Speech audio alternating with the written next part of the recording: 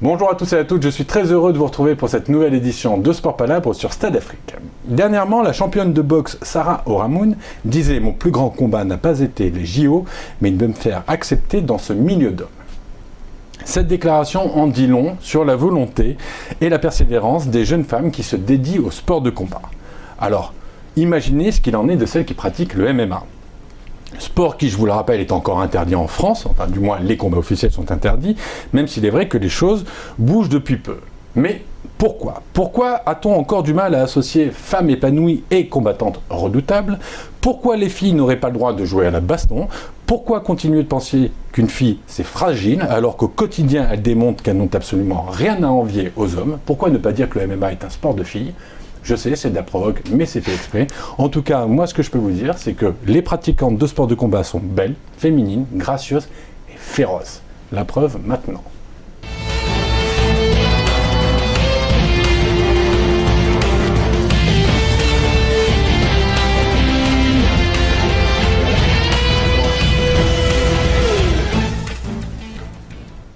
Alors, MMA sport de filles ou pas ? Je sais, je reste dans la provoque. Pour parler de ce sujet, il me fallait forcément un spécialiste. Et qui de mieux que Monsieur Fernand Lopez. Bonjour Fernand. Bonjour Laurent. Fernand Lopez, je vous rappelle, vous êtes le fondateur de la MMA Factory, notamment, entraîneur et coach de plein de grands champions et de championnes. Et justement, grâce à vous, quand je disais tout à l'heure en préambule que la plupart des combattantes étaient féminines, gracieuses et féroces, et bien, grâce à vous, nous avons la chance d'en avoir une sur notre plateau. Rizlen Zouak, bonjour. Bonjour. Zouak, pardon. Oui, Zouak. Excusez-moi.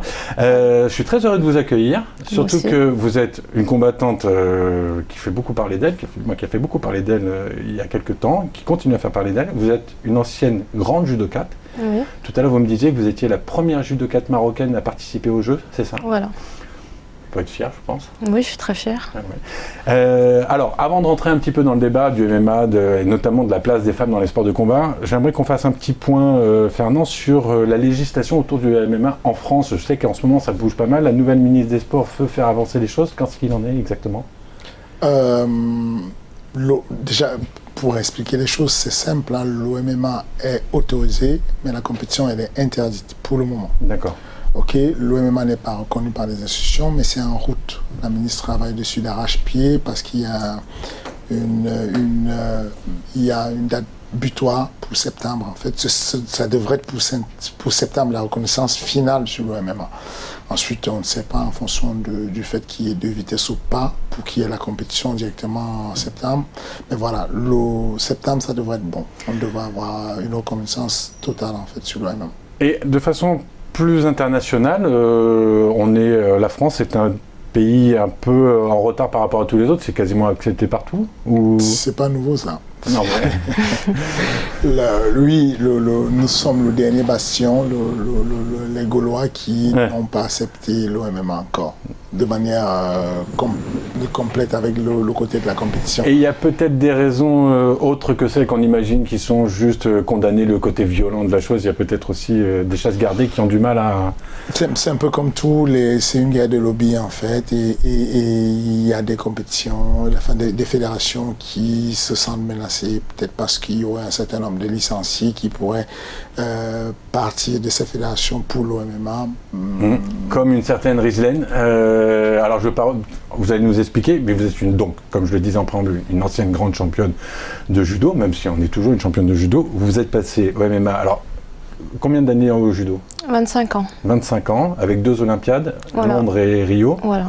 Vous avez fait quoi comme résultat ? Non, j'ai rien fait. D'accord. Vous avez déjà quand même participé. Voilà. Ok.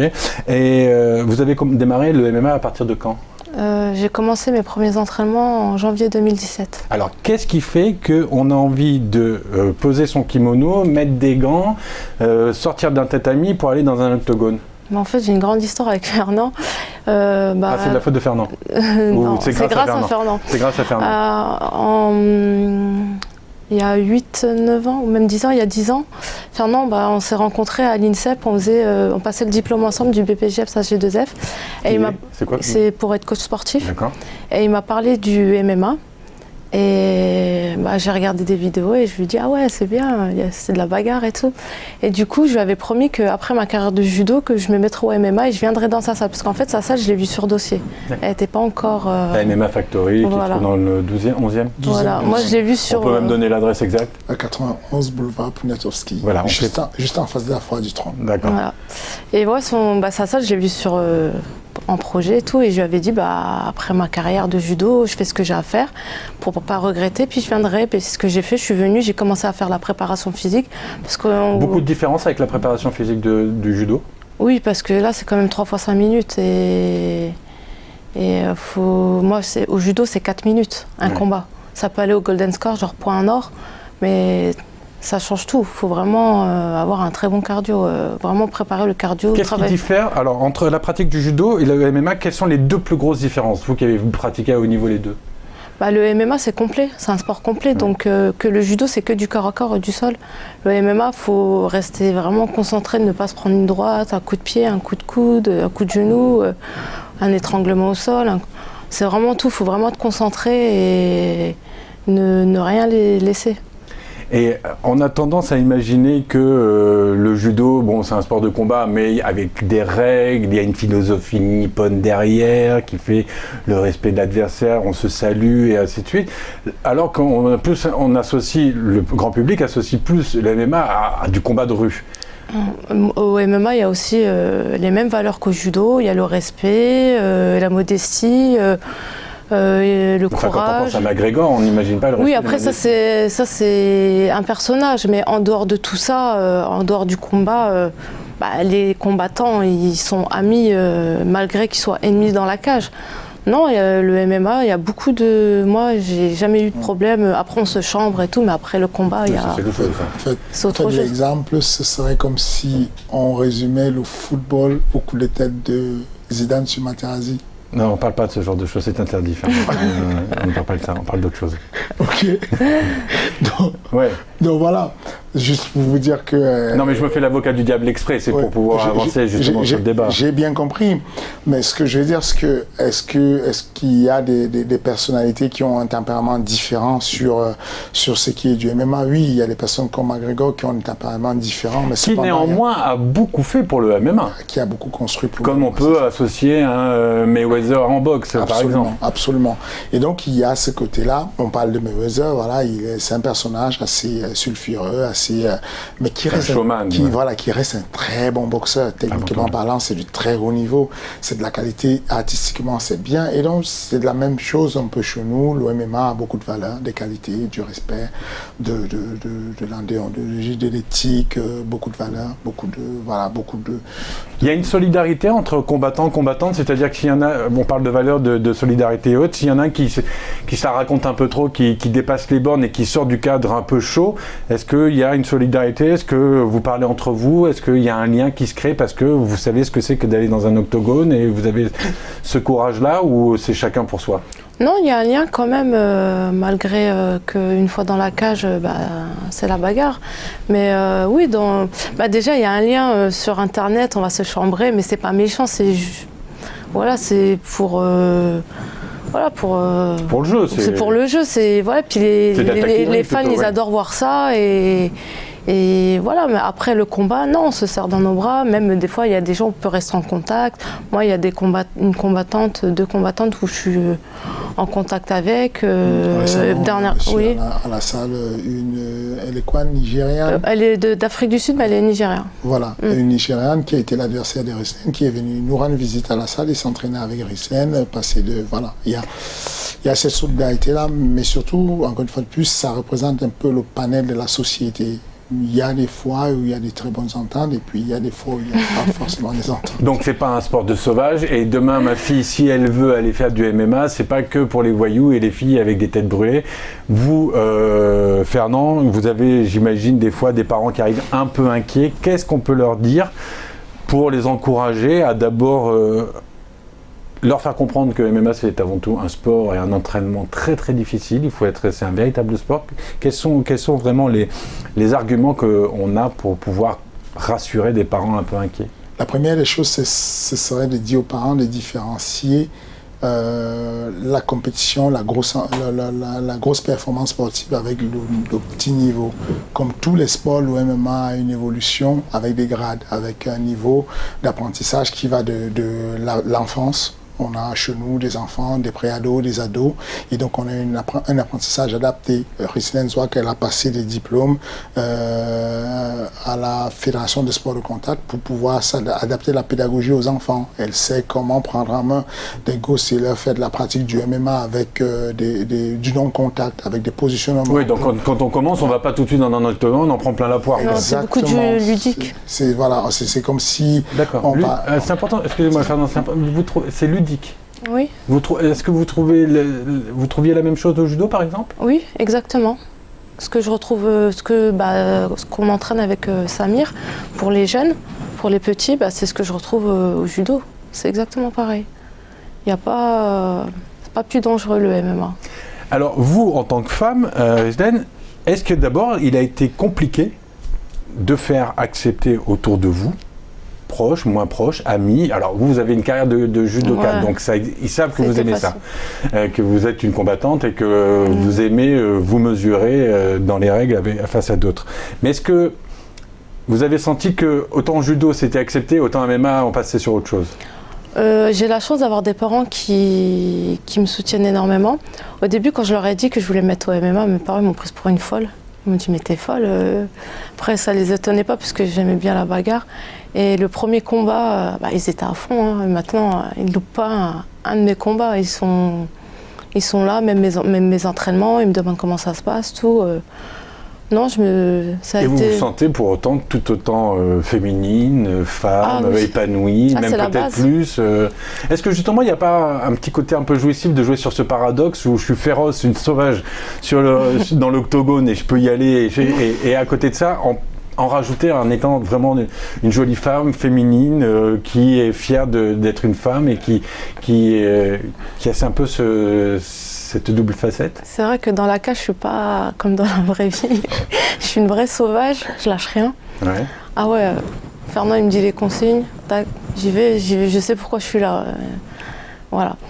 Mais ouais, dans la vraie vie, là-bas, c'est pas parce qu'on fait un sport de combat que on est garçons manqués. Toute la journée. Non, je suis féminine, mais j'aime bien être bien habillée, être femme, prendre soin de moi. Il y a une fierté, non? De pouvoir avoir ces deux facettes. Ouais, parce que dans la rue, quand des fois je dis je fais du MMA, les gens ne me croient pas. Ils me disent non, tu mens. Je suis obligée de montrer mes vidéos, montrer mon Instagram aussi, je fais du MMA. Et que je vous conseille de regarder sur YouTube les vidéos de Ricilène. Il y a de jolis KO et puis des fois j'aimerais pas être face à la personne en face d'elle. Quand elle dit qu'elle est sauvage, elle l'est vraiment. Vous qui voyez ces jeunes femmes s'approcher et attirées par le MMA, vous voyez ce côté enfin c'est pas une dualité parce que ça se confronte pas, mais j'y vais, j'exprime tout ce que je peux pas exprimer en temps normal ou pour plein de raisons, et après je suis la femme qu'on a envie de voir. Vous voyez Absolument. Elles ont naturellement ce côté Amazon. Les femmes vont être beaucoup plus agressives sur le combat. Vraiment agressives avec l'intention. Elles sont plus dangereuses, je trouve. Voilà, plus dangereuses. Ah ouais. Et puis, il y a cette dualité qui font qu'elles sont plus vendeuses. Le MMA aujourd'hui s'est adapté à l'évolution et pour pouvoir surpasser les autres disciplines sportives est devenu très vendeur. Aujourd'hui, on sait que le nombre de femmes qui font les événements principaux sur les cadres de l'UFC, qui est la plus grande organisation.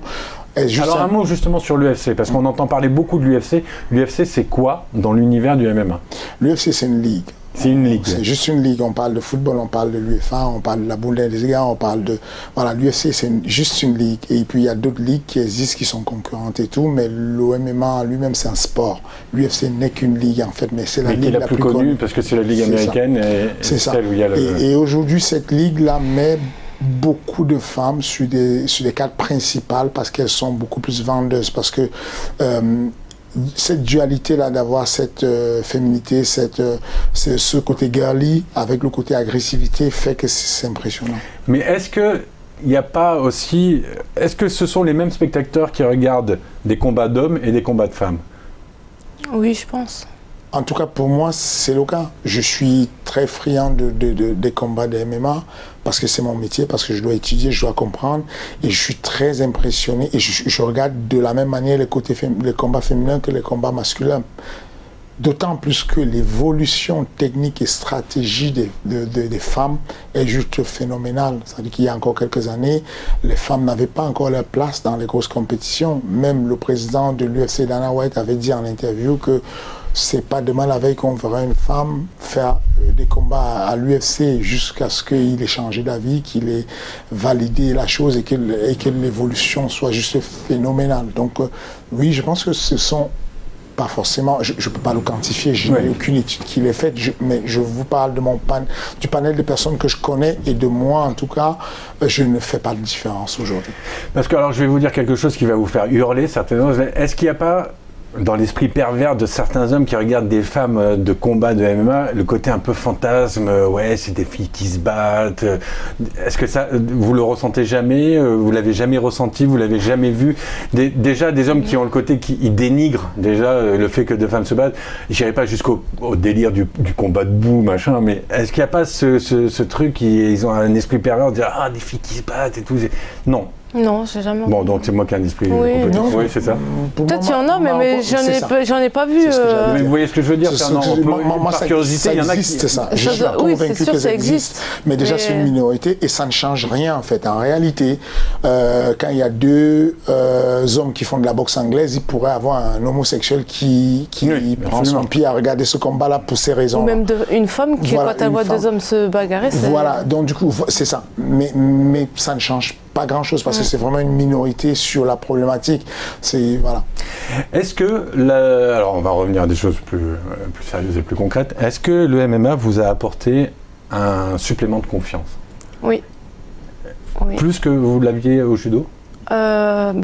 Si j'aurais connu... si Fernand m'aurait entraîné, je pense que j'aurais pu aller encore plus loin dans le judo. Vous pensez? J'aurais fait judo et MMA, oui. Parce que vraiment, j'ai une confiance, pas confiance genre dans le sens où je me la raconte. Un excès de confiance. J'ai une confiance qui m'aide à... Quand je suis dans la cage, je suis une autre personne et je me pose plus de questions. Qu'au judo, je me posais beaucoup de questions. Quand je prenais des filles fortes, je pouvais battre les plus fortes et perdre sur les moins fortes. Vous vous sentez plus légitime au MMA que vous l'étiez au judo? Ah ouais, là, franchement, le MMA, c'est vraiment un sport pour moi. C'est vraiment... Ce que je comprends dans ce que dit Rizlen, Fernand, c'est que la psychologie, dans l'accompagnement en tant que coach, ce que vous faites, et on en avait, parce que j'ai déjà eu le plaisir de vous recevoir sur ce plateau, on en avait déjà parlé concernant Francis Ganou, où je vous avais dit, est-ce que Francis Ganou serait ce qu'il est s'il avait eu un autre coach que Fernand? La psychologie, c'est primordial dans ce genre dans cette activité, dans ce sport, quel que soit le sport de combat. Absolument, absolument. Parce qu'il y a un dépassement de soi. C'est ça. Il y a quelque chose qui doit être créé de fort entre le binôme, l'entraîné et l'entraîneur. Et au-delà de ça, on sait que la psychologie féminine elle est différente de la masculine. Si je disais si je prenais un panel de 10 hommes et 10 femmes que j'entraîne, si je demande à 10 hommes de faire des pompes, 100 pompes, ils le feront sans poser de questions. Si je demande à des femmes de faire 10 pompes, il faut que j'explique pour qu'il y ait la cohésion d'équipe, il faut que je puisse... Voilà, donc il y a un lien qui doit se faire fort et je pense que Rizlen, elle est tombée dans le judo beaucoup plus tôt. Je pense qu'elle aurait fait le judo avec un vrai binôme, avec quelque chose qui était fort. Vous avez commencé à quel âge, le judo? À 5 ans, 5-6 ans. Ah ouais. Voilà. Donc je pense que la rencontre en fait avec le bon entraîneur, le bon moment aurait fait d'elle son héritage génétique, son ADN, il est surpuissant. Elle aurait pu faire des résultats terribles en judo, je pense. On n'est pas en train de dire que vos anciens entraîneurs de judo n'étaient pas bons. Non, on dit juste que on ne dit surtout pas. On ne dit pas que ta performance n'a pas été terrible. Moi j'ai tout fait au judo. Je regrette rien. Bien au contraire, j'ai arrêté au bon moment et parce que quand j'ai arrêté, Vous étiez fixé quoi? Aller après Rio? Ah oui, j'avais dit Rio. Même je voulais partir avant. Je voulais faire le MMA avant. C'est Fernand qui m'a freiné, qui m'a dit non, tu as la chance de pouvoir faire les jeux. Même qualifié, je voulais même pas aller aux jeux. Et là parce maintenant, que je voulais vous ne regrettez pas d'avoir fait les jeux? Non, je regrette pas parce que en vrai, pour le MMA, de dire que j'ai fait 2 fois les Jeux Olympiques. Non, mais pas que pour le MMA, pour tout le monde. Hein. Oui, mais je sais, mais moi, par rapport au MMA, j'ai l'impression d'être médaillée olympique quand je dis que quand Fernand il me présente en tant qu'ancienne judokate qui a fait 2 fois les Jeux, on dirait que j'ai été médaillée olympique. Parce qu'on va d'un extrême à l'autre. On a une athlète qui a touché le sommet dans l'autre discipline, même si elle n'a pas fait de podium au JO, mais elle a touché le sommet. Mais les podiums, il y en a 3 qui le font. Et qui revient de l'autre côté et qui remonte la pente. Moi, je trouve ça admiratif. Moi, j'ai fait plusieurs sports olympiques. J'aurais rêvé de pouvoir dire j'ai été sélectionné pour les JO, j'ai été au JO. Donc, forcément, c'est admirable ce qu'elle a fait comme performance jusqu'ici. Et je sais juste que la connaissance son état d'esprit, elle aurait pu faire les podiums au JO. Mieux encadré encore. Bon, ce que va faire Rizlen dans les temps futurs, on va en parler dans la deuxième partie.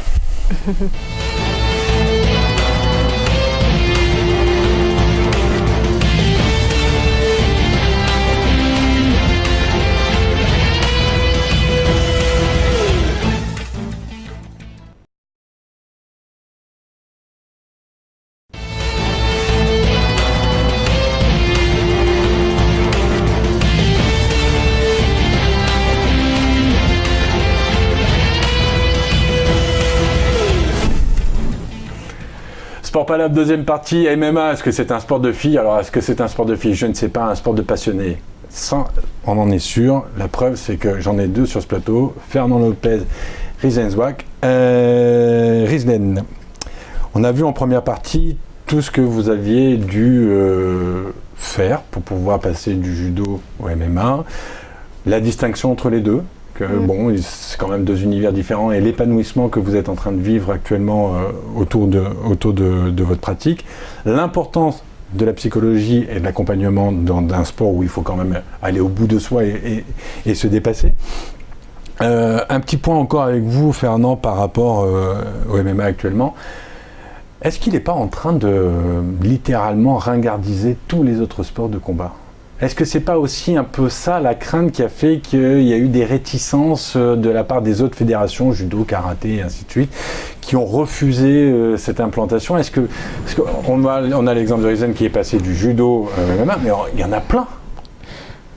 Oui, ringardiser, je ne pense pas. Mais comme disait Darwin, la théorie de l'évolution. Voilà, ceux qui survivent, c'est pas ceux qui sont les plus forts, les plus intelligents, c'est ceux qui s'adaptent. Le MMA s'est adapté au monde digital. Le MMA s'est adapté à la nouvelle communication. Le MMA s'est adapté à la nouvelle économie. Et donc, du coup, il y a une grosse mise en avant dessus et c'est le sport qui a la plus grosse croissance qui n'ait jamais été vue.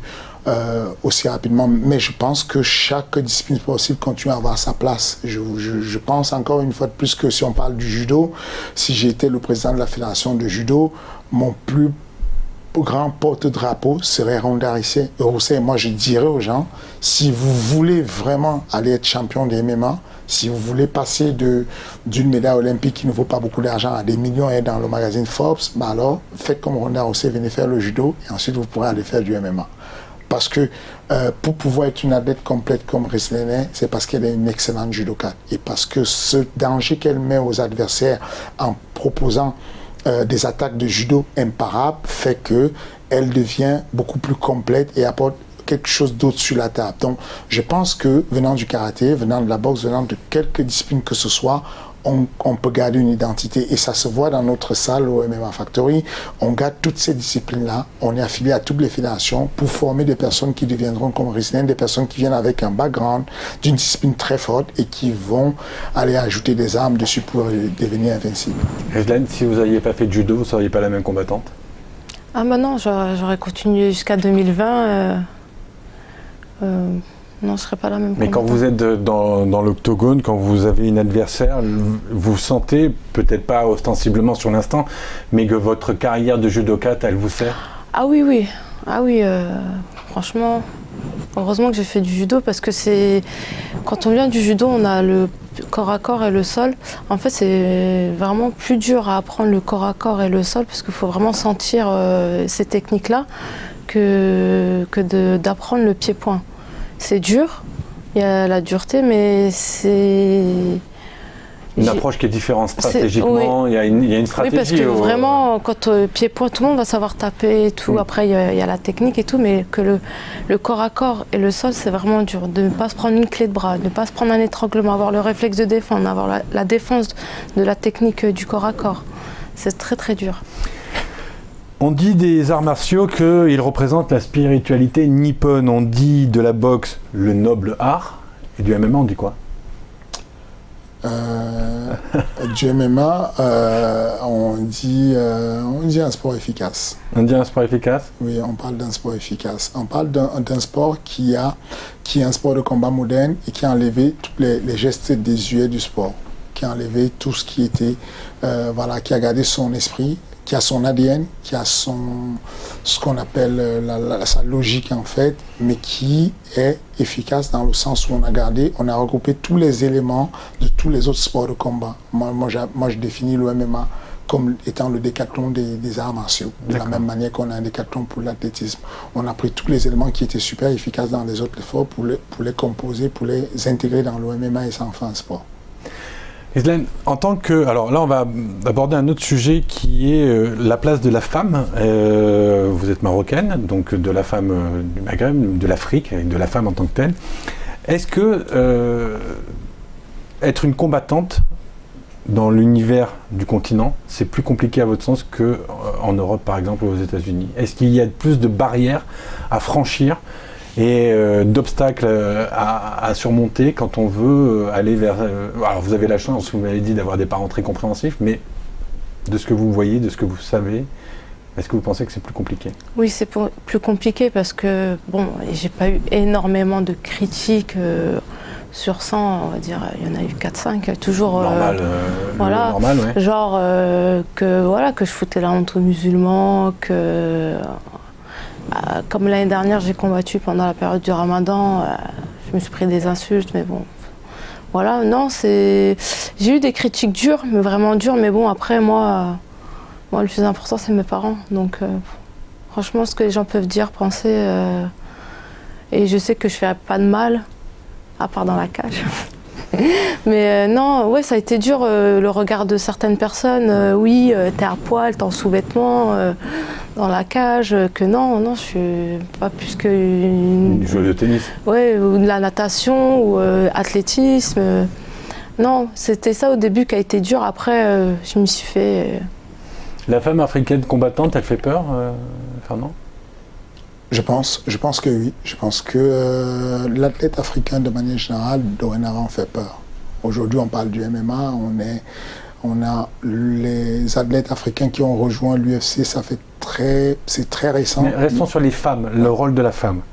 La femme africaine, avec tout ce qu'on lui demande d'endosser culturellement, traditionnellement, au niveau de la religion et tout. Est-ce que vous pensez, vous en tant qu'homme d'Afrique, que c'est plus compliqué et qu'elle dérange plus l'esprit patriarcal, l'esprit de famille? Ok, peur dans le sens culturel, de la chose, tradition. Oui, parce que ça reste l'Afrique. La culture, elle est omniprésente. On vous l'a reproché? Non, pas directement à moi, mais j'ai vécu des critiques sur mes athlètes féminines, africaines, des critiques sur la tenue vestimentaire, puisque le MMA, on doit être en t-shirt et puis avec un short, et que pour certains, ça fait trop dévoiler. On s'entraîne en France et la laïcité veut qu'on ait des entraînements mixtes. Et des fois, j'ai eu des petites critiques mineures, mais des critiques sur le fait que les entraînements soient mixtes. Effectivement, il y a encore certains esprits étriqués et on va pas s'arrêter là-dessus. Est-ce que ça fait partie de l'énergie que ça vous donne au combat, justement, d'aller contre ces esprits un peu étriqués, comme dit Fernand, et où vraiment ça vous passe au-dessus? Ça me passe au-dessus, moi. Ouais. Moi, l'énergie, c'est l'énergie des gens qui m'entourent, de ceux qui sont là à me pousser vers le haut. C'est cette énergie-là qui m'aide à être meilleure. Mais les gens, ce qu'ils pensent, franchement... Mais est-ce que d'une façon plus globale, vous considérez que le sport est véritablement un allié incontestable pour la femme africaine, pour son émancipation? C'est la meilleure façon d'abolir des obstacles et de s'affranchir? Franchement, je sais pas. Je pourrais pas. Je ne pense pas. Moi, je pense que c'est l'un des vecteurs d'émancipation, mais il n'est pas le seul. Pourquoi est-ce qu'une femme qui ferait du sport apporterait plus d'émancipation? Moi, j'ai déjà reçu des gens sur ce plateau qui me disaient, des Africains qui me disaient, Fernand, une femme qui fait du sport en Afrique, on dit qu'elle perd sa féminité, c'est plus une femme. Encore ça, c'est anecdotique. On prend un individu, 2 individus, et puis on ne peut pas en faire une règle. Je pense que ça existe des gens qui pensent comme ça, mais je pense encore que l'émancipation, elle viendra du sport. L'émancipation passe par le sport, passe par l'éducation, passe par les compétences et tout ce qui va avec, mais pas uniquement le sport. Rizlan, là on voit qu'il y a le MMA qui arrive, de plus en plus de femmes vont vers les sports de combat sans crainte, avec passion, envie, comme je le disais tout à l'heure, avec une vraie volonté et de la persévérance. Quelle est, à votre sens, la première motivation? Est-ce que c'est parce qu'elles ont envie de se prouver des choses? Est-ce que ce sont juste des sportifs qui ont envie de découvrir de nouveaux univers? Ou est-ce qu'il y a aussi le fait qu'on vit dans une société de plus en plus violente et qu'on a envie d'aller vers des activités un peu plus rudes? Après, tout dépend le choix de chacun quand ils viennent faire un sport. Il y en a qui viennent pour apprendre à se défendre, il y en a qui viennent parce qu'ils veulent être une grande championne, tout dépend. Après, moi, quand les gens ils viennent, quand les messages que je reçois sur Instagram, sur les réseaux sociaux, on me demande beaucoup comment je peux faire pour être une championne, voilà, je viens de débuter, tu peux m'envoyer des conseils. Moi, je leur dis tout le temps de rien lâcher, de toujours croire en soi et d'être bien accompagné et de tout donner quel que soit l'objectif et pour rien regretter. Voilà, c'est juste loisir, c'est loisir, c'est pour être champion, tout est possible dans la vie. Il faut juste y croire et surtout bien être entouré. Donc on parle de personnes bien entourées, voilà. Donc je retourne vers Fernand. Fernand, on vit dans une société de plus en plus violente ou pas? Est-ce que justement ces multipratiques, ces engouements autour des sports de combat sont la représentation d'une société qui est plus dure? Non, psychologiquement, on peut parler, si on va loin dans la psychanalyse, du fait que la société, elle était violente et que comme il n'y a plus assez de violence, on veut la retrouver dans le sport. Cependant, contrairement à l'histoire de la violence, la plupart des personnes vont au MMA parce que c'est ludique. Elle n'arrête pas de vous dire tout à l'heure, ludique, c'est que le sport de combat, si on prend 2 sports, je sais pas pour elle, je vais la laisser dire ensuite. Moi, je suis passé de la lutte vers le MMA définitivement parce que je ne m'amuse plus en lutte. Pourquoi? Parce que vous avez fait le tour? Parce que c'est mon trop tâche. restrictif? C'est que je peux gagner si je fais tomber la personne. Ouais. En MMA, je peux gagner si je réussis à faire croire à la personne que je vais la faire tomber, mais je la touche en boxe. Je peux gagner en faisant croire que je vais lutter alors que je vais faire une soumission. Voilà. Il y a ce côté ludique qui développe chez les enfants d'ailleurs beaucoup de motricité parce qu'il y a beaucoup de tâches à faire. C'est multitâche. C'est pas et donc du coup, il y a ça qu'on oublie, c'est que la majorité des personnes qui pratiquent le MMA sont vraiment la masse, et cette masse, elle va chercher le côté ludique. Elle s'ennuie dans d'autres disciplines sportives qui sont des fois monotâches et vont aller sur quelque chose où il y a un peu plus de ce qu'on appelle un sport variable.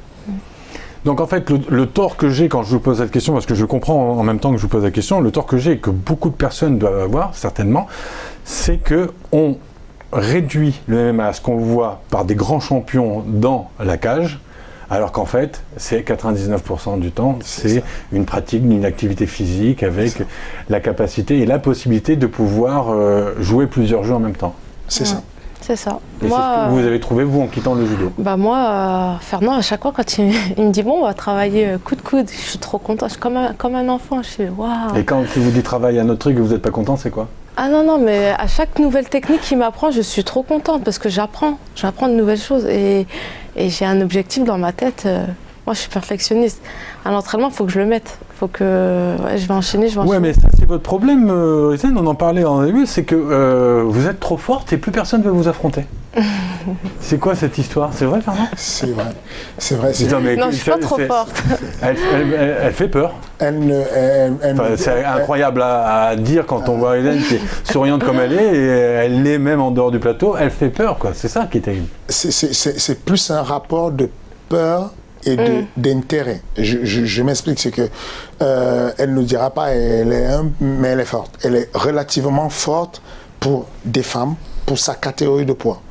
Donc du coup, ce qui se passe, c'est que les femmes, elles se disent, ok, si elle avait la ceinture de l'UFC, bah, on irait vers elle parce qu'il y a un risque à prendre. Je vais prendre le risque parce qu'elle est championne de l'UFC. Et là, pourquoi elle n'est pas alors? Elle n'y est pas encore parce qu'il faut qu'elle passe quelques portes déjà. Bah oui. Et donc ces portes-là sont difficiles à passer, mais encore une fois de plus, on va y arriver. Ça prend un peu de temps, mais ouais, c'est incroyable. Mais quand on donne un nom et que la fille, elle voit le palmarès, elle se dit, ok, je vais la prendre. Ensuite, quelques temps après, elle revient et dit, non, finalement, j'ai vu les vidéos, ça ne m'intéresse pas beaucoup parce que c'est complexe à la battre. Je veux dire, elle arrive avec un bagage qui est super compliqué et très rapidement, elle a adopté tous les autres coups. Elle est capable de gagner avec des coups de coude retournés, des coups de pied à la tête, des coups de... Elle est capable de tout. Alors, et dans le monde du MMA féminin, il n'y en a pas une qui a envie de relever le défi et d'aller affronter Hélène? Si. Bah, c'est pas des combattantes alors. Si, il y en a. Bah non, Jean-Fernand, si on n'y va pas... Là, il y a un combat qui vient de s'annuler en Allemagne. Bah, c'était bravo à Cindy Dandoua qui a accepté le combat. C'est une combattante, une ex-UFC qui a validé le combat. Malheureusement, le combat s'est annulé parce qu'elle a un malheur, parce qu'elle doit rester auprès de sa maman qui est très souffrante. Donc c'est peut-être un combat reporté. Voilà, c'est un combat reporté. Donc il y a des femmes courageuses. Hein. Attention, il y a des femmes, même il y a des femmes qui sont à mesure aujourd'hui de battre Rizlen. Et pourtant c'est mon élève, mais je sais qu'il y a des femmes qui vont la battre, qui peuvent la battre. Cependant... Mais elle aussi peut en battre beaucoup. Voilà, elle peut en battre beaucoup et c'est ce ratio-là qu'il faut trouver. Donc du coup, sur le management, c'est un peu compliqué, mais on va y arriver. Vous qui êtes une sauvage dans la cage, là, vous tournez en rond, non Non, je tourne pas en rond parce que je perds pas mon temps, parce que je m'entraîne. Bah, ça fait 1 an, j'ai pas combattu certes, mais ça fait 1 an que je travaille. Vous avez une que jeune je carrière aussi, ça fait 2 ans, c'est ça? Oui. Donc, oui, mais... C'est vraiment jeune la carrière. Je suis jeune, mais j'ai 32 ans, je vais avoir 33 ans, donc il n'y a pas le time là. Il faut gagner des combats pour signer à l'UFC. J'ai un objectif et voilà, j'espère fin d'année signer à l'UFC. On fait tout pour... Elle va le faire. Elle a un mental très solide. Elle va le faire. Elle est motivée et surtout, encore une fois de plus, elle est difficile à battre. Hein. Vraiment. Mais je trouve que c'est un beau challenge justement pour d'autres qui auraient envie de se mesurer. Comme moi, ça me dérange pas de prendre des filles qui ont 10-0, comme j'ai dit à Fernand, il a même pas besoin de me demander des fois il m'envoie, mais il sait que moi je lui ai dit, moi je prends. On ne regarde plus de palmarès. C'est que sur le management, s'il y a quelqu'un qui nous attend, qui pense qu'elle a un poulain ou quelqu'un qui peut, Rizlen, elle ne choisit pas, elle ne regarde pas, elle veut juste combattre le plus tôt possible et puis voilà. À quand les combats mixtes? Même catégorie de poids, même taille, c'est possible ou pas d'envisager ça? Peut-être ça ne me parle pas. J'aurais du mal. Non, parce que je sais. Non, mais quand on voit, vous avez fait du judo, jusqu'à un certain âge, vous combattez contre les garçons. À l'entraînement, mais pas. Mais jusqu'à 12 ans, c'est le poids. Ah non, j'ai jamais combattu contre les garçons. Alors, petite parenthèse privée, ma fille qui faisait du judo, jusqu'à 8-9 ans. Oui, peut-être quand vers poids, 6 ans, mais après, quand t'arrivais... Sur le baby judo, effectivement, il y a des compétitions comme ça. Même les catégories, c'est par poids, c'est pas par sexe. Sur le très jeune âge, quand on a sur le baby judo, mais à partir de minime, il y a les catégories de poids, il y a tout. Donc c'est inenvisageable des combats mixtes? Génétiquement, c'est compliqué. C'est-à-dire que quand on va vers l'adolescence, les hormones vont modifier en fait la nature des rapports. C'est-à-dire que les rapports force homme-femme restent quasiment le même quand on est sur l'enfance, mais dès qu'on passe l'adolescence, l'homme va prendre, le jeune garçon va prendre 4 à 5 fois la force. Moi j'ai vu une combattante brésilienne, comment elle s'appelle? Garcia. Voilà, elle peut se mettre devant un garçon. Oui, encore devant quel garçon? C'est la question. C'est-à-dire que si on va prendre, elle est la plus forte des femmes, si on va prendre le plus fort des garçons, ça va être compliqué pour elle. Donc du coup, comment faire. La seule solution, c'est d'éviter ces rapports-là, puisque scientifiquement, il est prouvé, il y a l'équilibre, on sait que le niveau de la force homme-femme, c'est complexe. Fernand, le MMA, vous le disiez tout à l'heure, ce qui a fait sa force, c'est sa modernité, son adaptation. Est-ce que c'est pas inenvisageable un jour, pour de la promo, pour faire avancer le truc, d'envisager un combat? On a bien vu un combattant MMA se battre contre un boxeur. Tout est possible pour le moment. Je n'ai jamais entendu parler de ça. Je n'ai pas dit que je le voulais. Philosophiquement, je n'y adhère pas. Peut-être mon cerveau va évoluer avec le temps, mais je ne comprendrai pas. Pour le moment. Après, tout évolue. Hein. C'est-à-dire qu'il y a encore quelques années, il y a des choses voilà. Mais à l'heure actuelle, dans mon état d'esprit, je n'arriverai pas à comprendre. Ça veut dire si on accepte ça... Battre un garçon, non, mais ça veut dire si on accepte ça, donc on peut accepter la violence dans la rue, hommes et femmes. Donc pour moi, Ah non, mais ça c'est très très important. Ça veut dire si on accepte ça, il y a des gens dans leur tête, il y a des combats hommes-femmes, je peux taper une femme dans la rue. Donc... ce serait ouvrir des... C'est une précision très très pertinente de votre part. Ah oui, j'avais pas vu ça sous cet angle. Moi je le vois comme ça en fait. Ouais, d'accord. Ah oui, c'est... dernière question, Ezen. Est-ce que dans votre pratique, il y a quelque part un instinct de survie? De conserver tout ce que vous êtes, tout ce que vous représentez, et cette envie de se battre pour porter haut fièrement la femme africaine. Est-ce qu'il y a aussi, vous vous sentez pas investi, mais responsable de quelque chose et de montrer que vous êtes aussi forte, vous êtes aussi puissante, aussi belle, aussi féminine, et vous êtes avant tout une femme? Est-ce qu'il y a cet instinct de survie de la femme, enfin ce combat de la femme, l'instinct de survie c'est un peu fort, ce combat de la femme? Oui, bien sûr. Ouais. Moi, même au judo, j'ai toujours voulu montrer que la femme marocaine, musulmane, africaine avait sa place dans les sports de combat ou dans tous les sports. Ou avait sa place tout court, quoi. Ah oui, à sa place tout court, que voilà, on est là, on peut être championne, on peut montrer qu'on est féminine tout en faisant un sport de combat, que la femme, elle n'est pas que à la maison, qu'elle a aussi sa place dans le sport. Donc... Fernand, on va terminer avec vous. Si vous aviez un conseil à toutes les jeunes filles qui hésitent et qui ne savent pas trop, qui sont un peu timorées, mais que ça titille et quand même elles aimeraient bien les voir, qu'est-ce qu'on leur dit? Passez nous voir au MMA Factory. Passez nous voir au MMA Factory. Pour celles qui sont en France. Voilà, pour celles qui sont en France et tout. Chez les enfants, on a quasiment 150 jeunes qui viennent pratiquer le MMA à la salle. C'est le métro Porte-Dorée, tramway Porte-Dorée. Et puis, Rislen vous recevra, elle s'occupera de vous, elle vous expliquera. Et pour les autres en Afrique, pour toutes les jeunes femmes africaines, on leur dit quoi? De regarder des vidéos, de contacter des championnes si elles ont besoin de conseils, on est là sur les réseaux sociaux, il n'y a pas de souci, on est ouvert à toute discussion, on est là pour... Ça fait partie de votre rôle aussi? Moi, c'est ce que je fais. Moi, je suis pas genre, je réponds à personne, je réponds à tout le monde comme je peux. Et si elles ont besoin, si un jour elles sont de passage à Paris, elles sont les bienvenues dans notre salle. Et voilà, j'ai 2 copines à moi d'Afrique. Il y a une Angolaise qui était dans le judo, qui est venue au MMA Factory, une Camerounaise aussi. Donc, vous êtes les bienvenus dans ma salle. Voilà, j'espère qu'on a fait un peu le tour de la question. Je remercie vraiment Ezen d'être venu. Ça m'a fait très plaisir de vous accueillir. Fernand, nous on se reverra plein de fois. On n'en a pas fini tous les deux. Merci d'avoir accepté notre invitation. Vous l'avez compris, MMA, est-ce que c'est un sport de filles? Pas que, mais c'est un sport de filles, un sport de garçons. En tout cas, c'est un sport de sportifs et de gens passionnés et de vrais combattants. Moi, je vous dis à très très vite, à la semaine prochaine.